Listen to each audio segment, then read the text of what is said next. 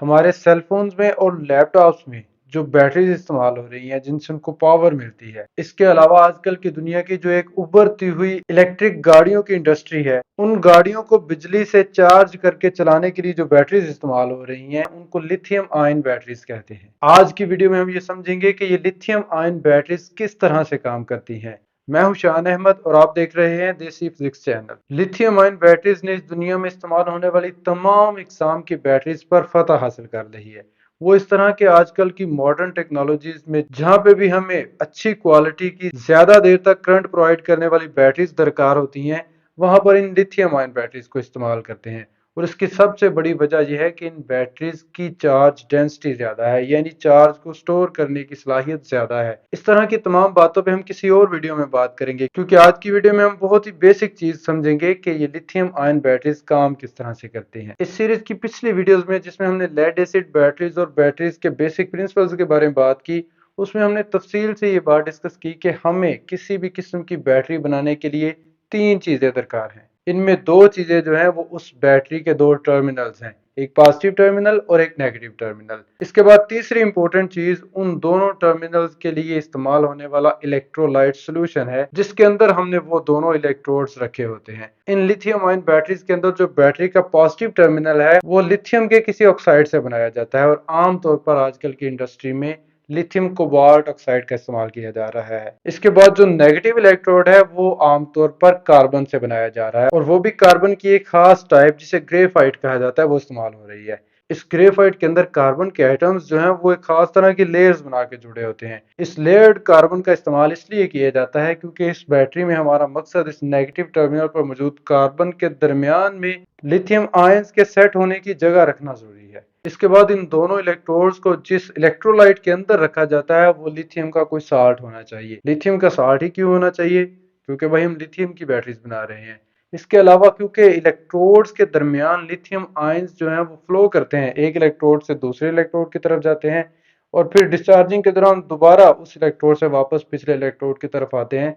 तो ये lithium ions की जो मूवमेंट है वो सिर्फ लिथियम के साल्ट के जरिए ही पॉसिबल है। किसी दूसरे एलिमेंट या कंपाउंड के अंदर से अगर हम लिथियम के आयंस को मूव करवाना चाहेंगे तो लिथियम भाई हाईली रिएक्टिव है, वो उस कंपाउंड के साथ रिएक्शन शुरू कर देगा और हमारी बैटरी का काम वही रह जाएगा, वो नया काम शुरू हो जाएगा।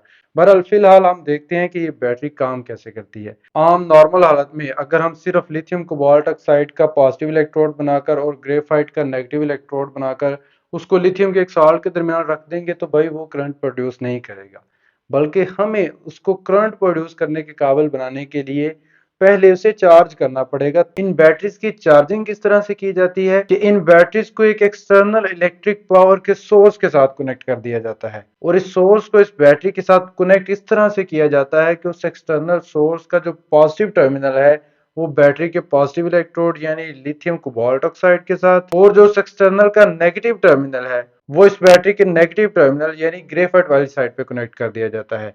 अब ये एक्सटर्नल इलेक्ट्रिक सोर्स का पॉजिटिव टर्मिनल क्या करता है कि इस लिथियम कोबाल्ट ऑक्साइड के अंदर से इलेक्ट्रॉन्स को अपनी तरफ अट्रैक्ट करता है। क्योंकि ये पॉजिटिव है और इसके पास इलेक्ट्रिक एनर्जी मौजूद है, इलेक्ट्रिक पावर मौजूद है, तो ये लिथियम कोबाल्ट ऑक्साइड के अंदर से इलेक्ट्रॉन्स को अपनी तरफ खींचना शुरू कर देता है। और इन इलेक्ट्रॉन्स के निकलने से इस लिथियम कोबाल्ट ऑक्साइड के साथ क्या होता है कि इसके अपने बॉन्ड्स टूट जाते हैं, और ये lithium cobalt oxide free electrons lithium के आयंस और कोबाल्ट ऑक्साइड में चेंज हो जाता है। और वो एक्सटर्नल इलेक्ट्रिक सोर्स जो है इन फ्री इलेक्ट्रॉन्स को बैटरी के पॉजिटिव टर्मिनल से इसके नेगेटिव टर्मिनल यानी ग्रेफाइट तक पहुंचाना शुरू कर देता है।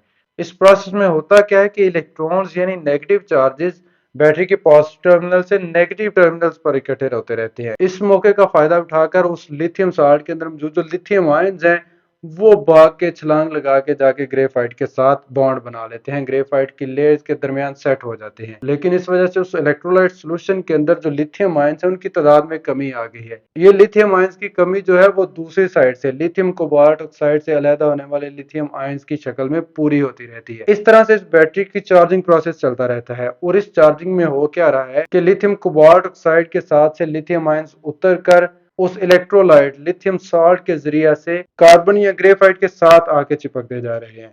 और इस तरह से जब एक खास हद तक बैटरी रिचार्ज होती है तो एक्सटर्नल सोर्स को हटा दिया जाता है।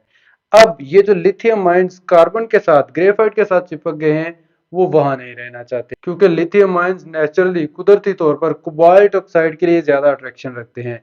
उनकी नेचुरल या स्टेबल स्टेट जो है वो कोबाल्ट ऑक्साइड के साथ है, इस ग्रेफाइट के साथ नहीं। इसलिए इस एक्सटर्नल सोर्स से हटते ही वो लिथियम आयंस जो है वो ग्रेफाइट से अलहदा हो जाते हैं और साथ में फ्री इलेक्ट्रॉन्स प्रोड्यूस करते हैं। लेकिन ये लिथियम आयंस या फ्री इलेक्ट्रॉन्स जो है वो खुद लिथियम साल्ट के अंदर से, इलेक्ट्रोलाइट के अंदर से मूव करके कोबाल्ट ऑक्साइड तक पहुंचने की सलाहियत नहीं रखते, और इलेक्ट्रॉन्स तो किसी सूरत इस लिथियम आयन के अंदर फ्लो नहीं कर सकते। लेकिन लिथियम आयंस फ्लो कर सकते हैं, वो भी सिर्फ उस वक्त पॉसिबल होगा अगर लिथियम आयंस के फ्लो करने के साथ साथ इक्वल अमाउंट में नेगेटिव चार्जेस यानी फ्री इलेक्ट्रॉन्स जो हैं वो भी किसी तरह से कोबाल्ट ऑक्साइड तक पहुंचे। ये प्रोसेस तब तक शुरू नहीं हो सकता जब तक हम बैटरी के दोनों टर्मिनल्स को एक्सटर्नली बाहर से किसी तरीके से आपस में कनेक्ट ना कर दें। तो इसलिए जब भी हम इस बैटरी को किसी एक्सटर्नल सोर्स के साथ कनेक्ट करेंगे तो भाई उस एक्सटर्नल सोर्स के अंदर से फ्री इलेक्ट्रॉन्स मूव करना शुरू कर देंगे, और इन्हीं फ्री इलेक्ट्रॉन्स के मूवमेंट को करंट कहा जाता है, इलेक्ट्रिक करंट कहा जाता है।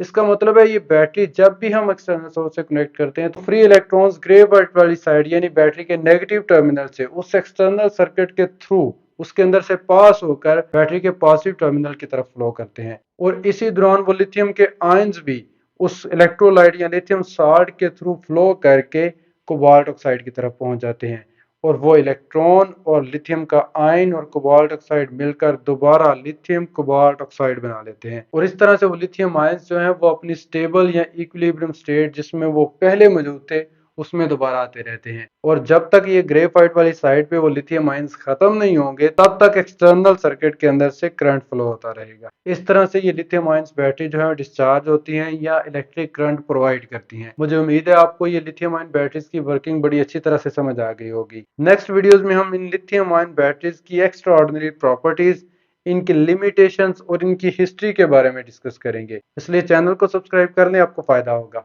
अल्लाह हाफिज।